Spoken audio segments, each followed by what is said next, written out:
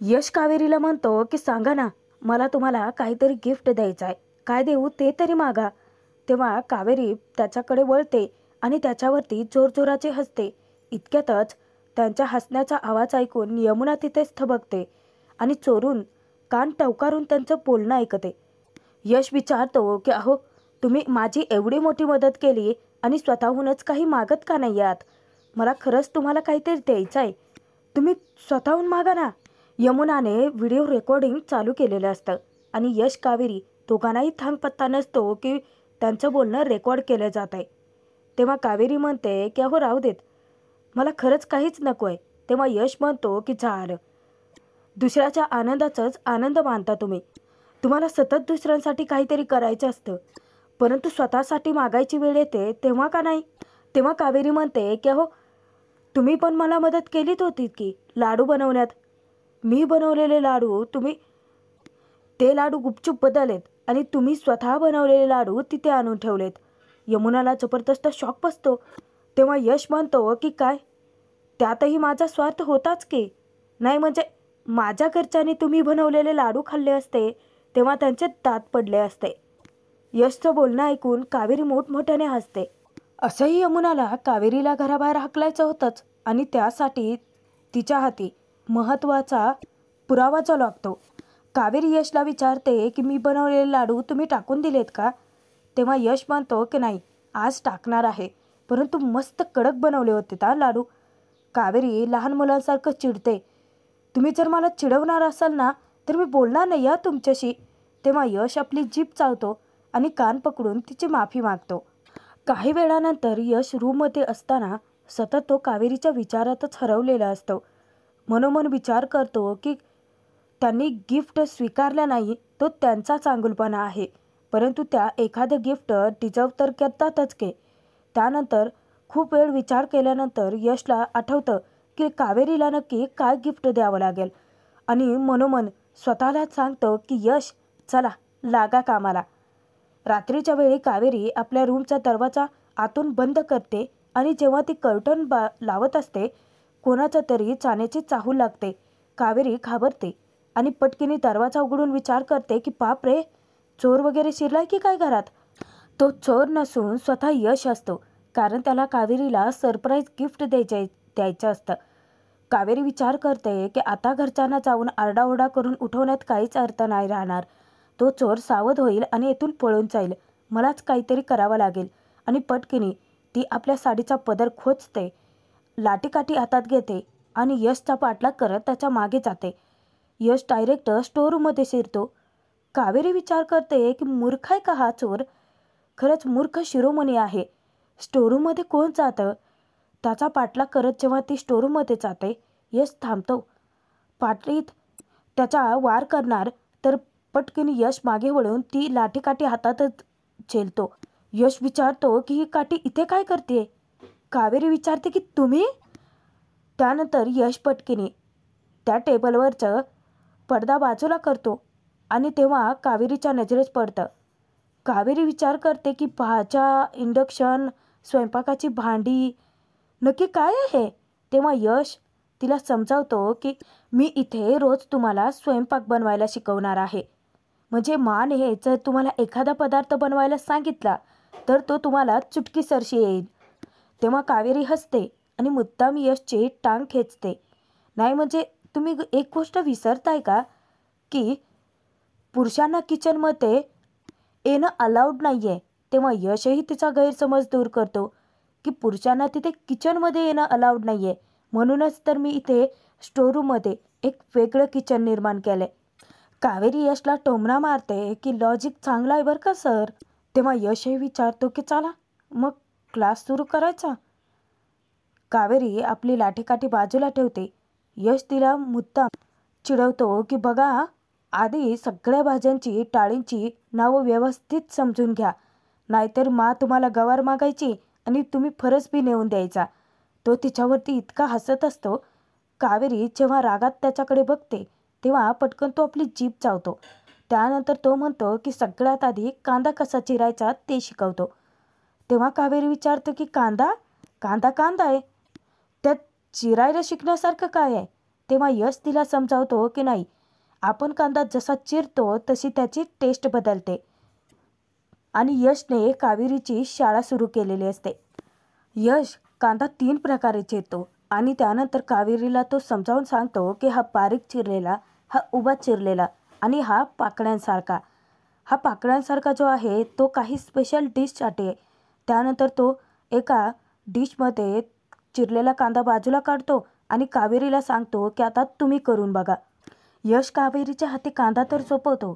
त्यानंतर कावेरी यशच्या सांगण्यानुसार तो कांदा चिरायलाही घेते, परंतु त्या कांद्यावरचा पालाच तिला लवकर काढता येत नाही.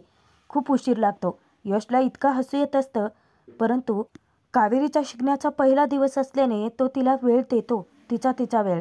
त्यानंतर जेव्हा ती कांदा कट करायला जाते तर भस्कन कांदा हातातून निसटतो. यश घाबरतो. कावेरीला समजावतो की सावकाश, हात कापून घ्याल तुम्ही. त्यानंतर कावेरीचा हात धरून तो तिला कांदा कसा चिरायचा ते शिकवतो. छोट्या छोट्या गोष्टींमध्ये सुद्धा यश कावेरीची खूप मदत करत असतो. कावेरी एकटक यशकडे पाहत असते. अचानक यशची ही नजर कावेरीवरती पडते. थोडा वेळ ते दोघे एकमेकांच्या नजरेस नजर देतात आणि दोघेही भानावर येतात. तेव्हा यश पटकीने बाजूला सरकतो. कावेरी कांदा चिरत असताना तिच्या डोळ्यातून पाणी येतं. यश एकटक तिच्याकडे पाहून इतका हसत असतो. कावेरीला तो सांगतो की राहू देत, मला असं वाटलं होतं की मोदक इतक्या पटकन शिकलात तुम्ही, हे सुद्धा लवकर शिकाल. आपण काय करू, आजच्यापुरतं इथेच थांबू, कारण कोणी जर आपल्याला इथे बघितलं ना तर कुकिंग क्लासेस आजच्यापुरतंच नाहीतर कायमचं बंदच होईल. तेव्हा कावेरी परत त्याला उत्तर देते, ओके सर. ते दोघांची मस्त गट्टी जमलेली असते. छानशी मैत्री फुलते. त्यानंतर दुसऱ्या दिवशी यमुना किचनमध्ये कणिक मळत असताना इतकी खुश असते, गाणं गुणगुणत असते. नेमकं काकूला तिचं तेच सुख खटकतं. विचारते की आज एकदम खुशीत दिसते, आनंदात आहे, गाणं गुणगुणतेस, नक्की काय झालंय, सांग ना मला पण. तेव्हा यमुना फक्त तिला कोड्यात टाकते, काकू आज रात्रीच्या पार्टीमध्ये ना मस्त धमाका होणार आहे. इकडे सुलक्षणा श्रीकांत सुद्धा आनंद साजरा करत असतात. सुलक्षणाच्या तर आनंदाचा पारावार राहिलेला नसतं. यशचं तोंड भरून कौतुक करते. आपलं आज एक खूप मोठं स्वप्न पूर्ण झालं आणि ते स्वप्न माझ्या यशने पूर्ण केलं. तेव्हा श्रीकांत फक्त यशलाच नाही तर सुलक्षणाला सुद्धा त्याचं क्रेडिट देतो की यशची मेहनत तर होतीच, परंतु फक्त यशची मेहनत नव्हती तर तुमच्या हाताची चव, तुमचीही मेहनत होती. तेव्हा सुलक्षणा स्वतःला क्रेडिट घेत नाही, ते क्रेडिट ती यशलाच देते. हे सगळं जे घडतंय, आपल्या आयुष्यात येणारे आनंदाचे क्षण, आपलं पूर्ण होणारं स्वप्न, याच्या मागे फक्त आणि फक्त यशची मेहनत होती. श्रीकांत सुद्धा यशचं कौतुक करतो. यशची जिद्द, त्याची मेहनत आणि त्याच्यावरती असलेले तुमचे संस्कार, यामुळेच हे सगळं घडल्याचं सांगतो. तिकडे यमुनाला काकू खोदून खोदून प्रश्न विचारत असते की कसलं सरप्राईज, कसला धमाका, जास्तच प्रेम होतो चाललं नाही का भावावरती, काय गिफ्ट वगैरे देणार आहेस की काय त्याला. तेव्हा यमुना परत तिला कोड्यात टाकते की नाही, खरं तर गिफ्ट इन्व्हाइट केले.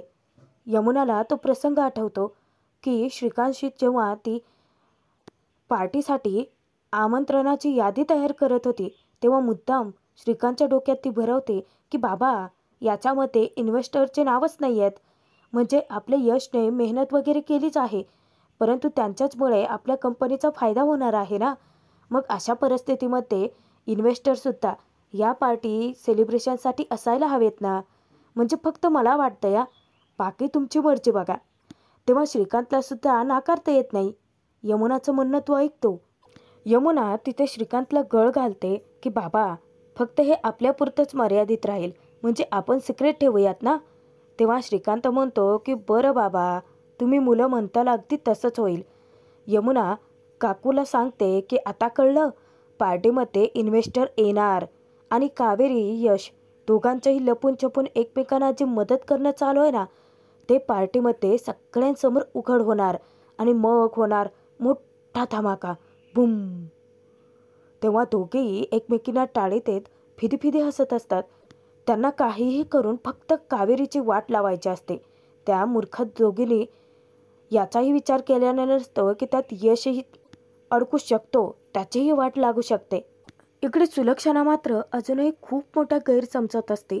श्रीकांत समोर यशचं तोंड भरून कौतुक करते की मी माझ्या मुलांवरती, सगळ्या मुलांवरती चांगलेच संस्कार केलेत आणि एकसारखे, परंतु माझ्या यशने ते आत्मसात केले. त्यामागे माझी आत्मीयता माझी त्यामागची कारणं फक्त यशने ओळखली आणि माझे संस्कार कधीही त्याला बंधनं वाटले नाहीत. माझी आता देवाकडे एकच प्रार्थना आहे की माझ्या यशचं सगळी स्वप्न पूर्ण होऊ देत, त्याला भरभरून यश मिळू देत. त्यानंतर रात्रीच्या वेळी पार्टीसाठी सगळेजण एकत्रित असताना श्रीकांत सगळ्यांसमोर अनाऊन्स करतो की आज आमचं सगळ्यात मोठं स्वप्न पूर्ण झालंय आणि ते पूर्ण करणारा आहे आमचा यश. आज यशने धर्माधिकारी कंपनीतली सगळ्यात मोठी डील क्रॅक केली आहे आणि त्याच्यावरती स्वतःचं नाव कोरलं आहे.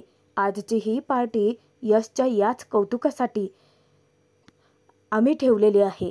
त्यामुळे आज सगळ्यांसमोर आपण यशचं कौतुक करूयात. असं म्हणत सगळेच जण यशसाठी टाळ्यांचा वर्षाव करतात. श्रीकांत यशवरती खूप खुश असतो. यशला तो म्हणतो की आम्हाला तुझा सार्थ अभिमान आहे. यशसाठी सगळ्यांनी सरप्राईज पार्टी तरी ठेवली असली तरी त्याला सगळ्यात मोठं सरप्राईज गिफ्ट देते, ते म्हणजे निशा. ती मोठ्याने ओरडून सांगते की यश दादा, माझ्याकडे हे तुझ्यासाठी छानसं सरप्राईज आहे. आणि यशचं कौतुक करण्यासाठी निशा कधी नव्हे ते आज पहिल्यांदा सगळ्यांच्या समोर न घाबरता न डगमगता गाणं गात असते. सर्वांना इतकं आश्चर्य वाटतं की सगळेजण एकत्रित निशाच्या अवतीभोवती गोळा होतात. तिचं खूप कौतुक वाटत असतं सगळ्यांना, परंतु याचं श्रेय यश मनोमन देतो ते म्हणजे कावेरीला.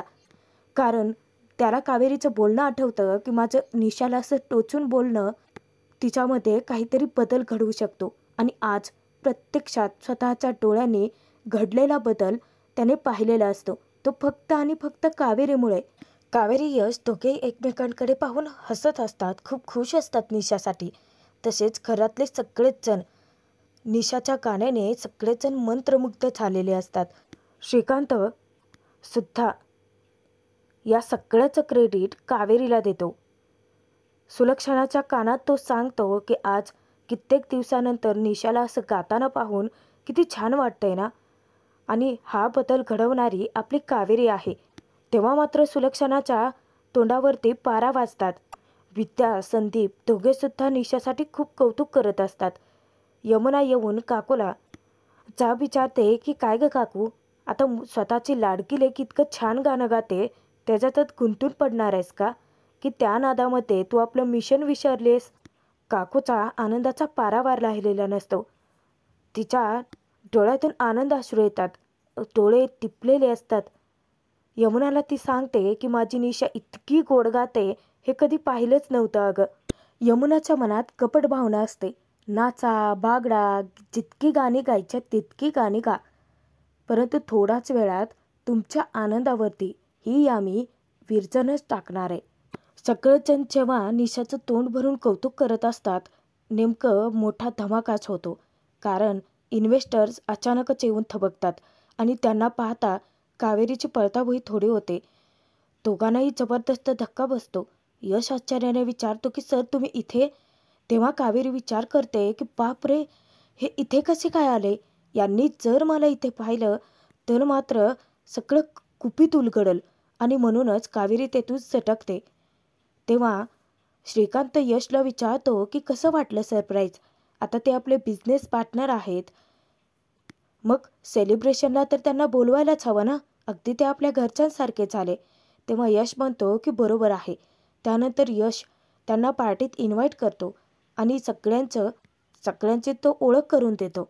कावेरी रूममध्ये येऊन लपते आणि सुटकेचा श्वास सोडते. इन्व्हेस्टर्ससुद्धा यशचं कौतुक करत असतात. लगेच यमुना मध्यस्थी करते आणि इन्व्हेस्टरला सांगते की हो तर आमचा यश म्हणजे वन मॅन आर्मी आहे. ही कन्सेप्ट त्याच्या एकट्याची आहे, त्याने स्वतः डिझाईन केले. त्यानंतर मुद्दाम ती यशला विचारते की हो ना यश, यशला तर चांगलंच माहिती असतं की सगळ्यात जास्त क्रेडिट ते जे आहे ते कावेरीचं आहे, परंतु तो सगळ्यांसमोर फक्त नंदीबैलासारखी मान डोलावतो. त्यानंतर सुलक्षणा सगळ्यांच्या खाण्यापिण्याची तयारी करण्यासाठी किचनमध्ये बाकी सगळ्यांसोबत जाते. तेव्हा कावेरी अचानक गायब झाल्याचं जेव्हा यमुनाच्या लक्षात येतं तेव्हा तिला जबरदस्त धक्काच बसतो. यमुना विचार करते की ही कावेरी अचानक कुठे गायब झाली. ती जर यांच्यासमोर नाही आली ना तर माझा सगळा प्लॅन चौपट होईल. कावेरीला तिला शोधून काढावं तर लागणारच असतं आणि शेवटी यमुना सगळ्यांसमोर पिंक फोडणारच असते. तर भाग इथेच संपतोय. पुढील भागात बघूयात. जेव्हा यश आपल्या कौतुकाचे पेढे भरवत असतो तेव्हा सुलक्षणा त्याला जाब विचारते की फसवणुकीचा पेढा का? तू हिची स्वयंपाकामध्ये मदत केलीस आणि व्यवहाराच्या कामातही हिला आपल्यासोबत सामील करून घेतलंस, आमची फसवणूक केलीत, आमच्याशी खोटेपणा केलात. तेव्हा यश काही बोलायला जाणार तर आता सगळ्यात मोठं गुपित उलगडलेलं असतं, कारण सुलक्षणा एका फटक्यात यशला सत्य सांगून मोकळे होते की आज तू शेवटी मला दाखवून दिलंतच यश की तू माझा मुलगा नाही, मी तुझी मान आहे. शेवटी तू माझं रक्त नाहीच आहे हे मला स्पष्ट दाखवून दिलं यश. आता सगळ्यांनाच मोठा धक्का बसलेला असतो. सगळ्यात मोठा धक्का तर यश आणि कावेरीसाठी